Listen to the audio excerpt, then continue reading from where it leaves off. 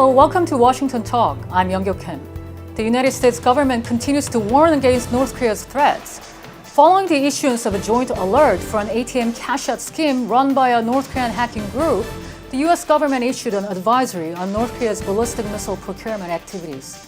Despite the denuclearization talks have been stalled, the U.S. has not imposed any additional sanction on North Korea, but these moves are considered to be adding more pressure on the North Korean regime, and the regime keeps being defiant. Today we'll discuss how we should interpret the actions taken by the U.S. Joining us is Sung-yoon Lee, Professor of Korea Studies and Assistant Professor at the Pletscher of Law and Diplomacy, Tufts University. He was an associate in research at the Korea Institute, Harvard University, and a research fellow at the National Asia Research Program. Scot Snyder also joins us today. He's a senior fellow for Korea Studies and director of the program on U.S.-Korea policy at the Council on Foreign Relations. His book, South Korea at the Crossroads, examines the trajectory of South Korean foreign policy. Thank you so much for joining us today. Thank you, Anja. The advisory on North Korea's ballistic missile procurement activities was jointly issued this week by the State Department, Treasury Department, and Commerce Department. It was the first time that these three offices have jointly issued an advisory against North Korea's ballistic missile development. How significant is this, Professor Lee?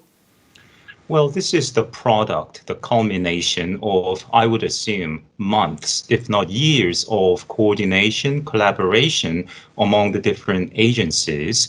I see this as a step forward in issuing a warning to North Korea and North Korea's partners who are engaged in illicit activities in violation of numerous UN Security Council resolutions as well as US laws in helping North Korea procure missile parts, missiles, and so on. It's a warning, a statement of intent by the US government that the US will pursue such illicit activities and impose fines of up to 20 years in prison and $1 million per transaction. That may be a lot of money for an individual, but there's still a long ways to go to reach the kind of maximum financial pressure that the Obama administration imposed on Iran and its partners, levying fines on major banks in the hundreds of millions of dollars, in some cases over $1 billion. So there's a lot more that the U.S. should do right now, but this is a step forward. Mm-hmm. And Mr. Snyder? Well, I agree with Sung-yoon that this is a representative of a whole of government approach. We're glad to see that, and that it's an expression of political will to stop and warn partners of North Korean ballistic missile related procurement. It reminds me a lot of the BDA in the sense the Bank of Delta Asia sanctions back in 2005. Because it's focused as a warning to partners and customers of North Korea as the main vehicle by which to try to halt North Korea's procurement externally of parts that can be used for its missile program. Mm-hmm. This 19-page advisory illustrates how North Korea has procured products in details and shows the whole process of obtaining equipment parts for the nuclear and missile programs. Mr. Snyder, what kind of an impact will it make industry-wise? Well, I think that remains to be seen. The significance is that it really shows where we are in a kind of iterative process over the course of the past 15 years. Really in the context of a test of political will between North Korea's desire to procure parts that can allow it to develop its missile program and the U.S. commitment to try to stop that procurement. And so we'll have to see. It's really, I think, leaves a deep impression that we have been at this for over 15 years. And yet it's very clear that there is still more work to be done. Mm-hmm. Professor Lee, your thoughts as well?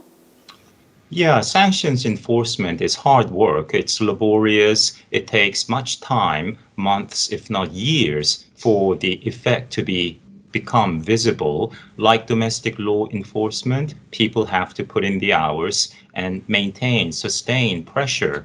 So we're not going to see any immediate results anytime soon, I don't think. Where we go from this point on remains entirely on whether there is the political will and manpower allocated to the enforcement of sanctions. And prior to this, the US Cyber Command issued a joint alert with the FBI against North Korea's cyber attacks in an ATM cash-out scheme. And it was followed by the US Justice Department's civil forfeiture complaint against cryptocurrency accounts linked to North Korea. How did you see this?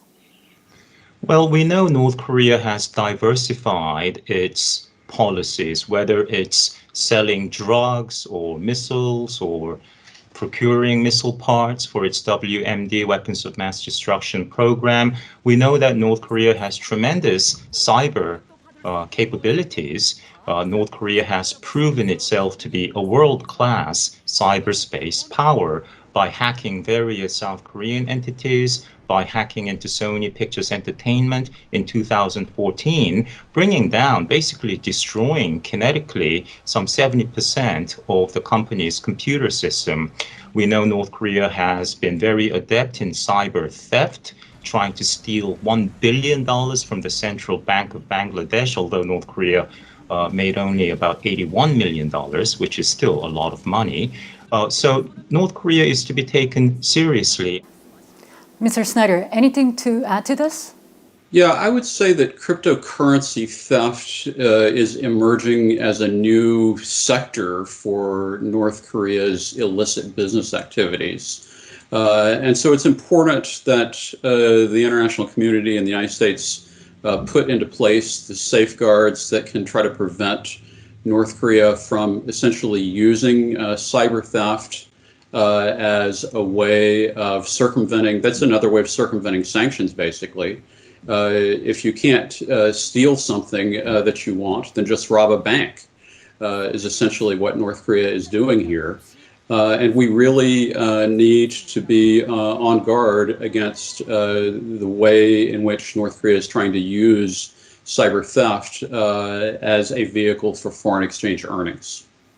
Since the first US-North Korea summit started 2 years ago, the US government hasn't imposed additional sanctions on North Korea. But with the US government's recent moves, the North Korean regime must feel under pressure from all directions. Mr. Snyder, can these practically be seen as de facto additional sanctions? I don't think it's additional sanctions. I think it's an effort to restore the failures of sanctions enforcement that Sung-yoon had referred to earlier. And it's very important that the U.S. continue to pursue sanctions enforcement because that is the main vehicle that the U.S. has as leverage to try to bring about the outcome that we want to see in terms of North Korean denuclearization. But at this point, what we're not seeing is expanded scope of sanctions. We're simply seeing a focus on trying to improve enforcement. The North Korea regime has publicly denied the allegation that it is involved in a financial cybercrime campaign targeting ATMs. How should we take in what they are saying, Professor Lee? Well, I don't want to sound unkind or like a curmudgeon, but I have to say the entire edifice of the North Korean state, its ideological foundation, the so-called legitimacy of the top leaders, the way the North Korean people live, North Korea's statecraft and foreign policy are all built around big lies. North Korea still maintains that the US and South Korea invaded North Korea and started the Korean War of 1950 to 1953. North Korea claims that Kim Il-sung, the state founder, virtually single-handedly liberated the Korean people by defeating Japan in the Second World War. North Korea denies there are any human rights violations. North Korea denies the existence of political prisoner concentration camps. North Korea does all these things. Its approach to statecraft is truly unique in the post-1945 world. North Korea operates like a giant criminal syndicate. We know this. And they deny, but those denials are not to be taken seriously. Well, I agree. I think that North Korea's activities are representative of the fact that it is outside the international system. It approaches the international system from a guerrilla mindset. and it perceives itself to be unaccountable and that the system is unable to hold it to account. And so from North Korea's perspective, it's simply exploiting its relationship with the international community, and it sees no need to respond or admit or accept responsibility for its actions. Mm-hmm. North Korea and Iran discussed the expansion of banking and trade ties in the face of the U.S. sanctions. Do you see this as North Korea strengthening its relationship among the U.S. adversaries, Professor Lee? Well, we know there's been a long history of close cooperation between North Korea and Iran and other actors that the international community has deemed rogue or lying beyond the conventions of normal diplomacy. So North Korea and Iran have cooperated on missile technology and probably nuclear technology as well. We know North Korea has sold missiles and all kinds of weapons, chemical weapons, including chemical weapons to Syria and to other countries in the region. So the fact that Iran and North Korea continue to cooperate, and they have for many, many decades now, should come as no surprise. It makes sense. It makes logical sense from a business standpoint as well, and of course from the perspective of international politics, in that Iran and North Korea stand together against the United States and its allies. Meanwhile, there was an analysis from 38 North that North Korea is carrying out rehearsals for a military parade scheduled to take place on October 10th. Some experts say North Korea is likely to display its new strategic weapons at this event. What are your thoughts? Well, it's often been the case that the North Korean strategy for deploying new capabilities begins with showing them off in parades and then proceeds to testing. And so I do think that we can get some clues as to where North Korea is going, and it's likely that the parade will affirm the strategic direction that North Korea has already indicated that it's choosing. Back in April 2017, on the occasion of Army Founding Day, which North Korea back then celebrated on April 25th, North Korea paraded, showed the world huge canisters for ICBMs, and many were skeptical that they actually contained workable ICBMs. Well, 3 months later, not even, on American Independence Day, July 4th, North Korea conducted its first ever ICBM test, and Kim Jong-un said that this was a gift package, quote unquote, a gift package for American bastards, and that there would be more gifts coming America's way. And later in the month, in July, North Korea fired off another ICBM. So this year marks the 75th anniversary of liberation and the founding of the Korean Workers' Party of Korea. I would be rather surprised if North Korea did not demonstrate some new strategic weapon or actually tested one in the coming weeks. The U.S. government officials are continuing to call on North Korea to return to the table, but North Korea doesn't seem to be interested in this. How can the U.S. government manage this situation? Well, I think that it's proper for the U.S. to maintain a posture of willingness to engage with North Korea. It actually puts pressure on North Korea to take responsibility for its failure to engage in a process that could lead to denuclearization. And I think that U.S. willingness to engage in negotiations also reduces the likelihood of freelancing by other actors who might try to pursue alternative formulas for trying to bring the U.S. and North Korea together. And so I think that that's the right default strategy, and it's really leaves the ball in North Korea's court to respond. Mm-hmm. Professor Lee, your final thoughts. The conventional wisdom is that North Korea prefers the re-election of Donald Trump, with whom Kim Jong-un has made some kind of weird rapport. So North Korea is unlikely to resort to a provocation before the presidential election in the United States. I take a slightly different view. I think North Korea has really nothing to lose if North Korea were to test a major weapon before then. it would be a setback for Donald Trump. But people who will vote for Trump will vote for Trump nonetheless. North Korea is a minor issue to the electorate.